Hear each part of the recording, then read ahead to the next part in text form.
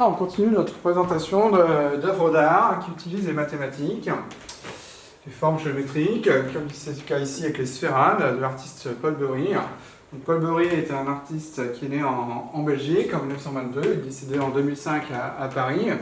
Une des caractéristiques de son œuvre, c'est que c'est un artiste cinétique, il utilise le mouvement dans ses œuvres. Alors, parfois le mouvement de façon peu perceptible, comme ici avec les sphérades où les sphères bougent, mais il faut vraiment bien regarder, bien observer pour voir ce mouvement qui n'est pas toujours évident.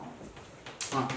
Donc il s'est notamment familiarisé avec le travail d'Alexandre Calder en 1952. Calder a réalisé des mobiles, donc là aussi il y a cette notion de mouvement. Dans ses œuvres, Paul Bury, à partir des années 60, il a utilisé l'acier, différents types d'acier pour réaliser ces sculptures, ces structures. Il a réalisé différentes commandes publiques, que ce soit en France, là, dans le cadre du Palais Royal, ou encore aux États-Unis. Donc les sphérades que l'on peut voir ici sont dans la cour du Palais Royal, donc dans la cour du monument historique.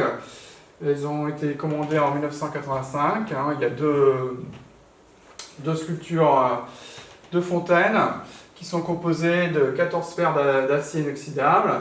On peut voir son reflet, mais aussi le reflet du ciel dans chacune de ces sphères. Donc, les sphères reflètent aussi les colonnes que l'on peut observer. Elles sont en mouvement, comme on l'a dit tout à l'heure. C'est une caractéristique des œuvres de Paul Bury, un léger mouvement, ce qu'on va retrouver dans d'autres œuvres comme ici, d'autres fontaines, 1999 ou plus anciens, en 1978 ou ici en 1995, voilà, avec l'utilisation de l'acier, et on peut retrouver comme dans l'œuvre précédente les reflets sur les différentes structures.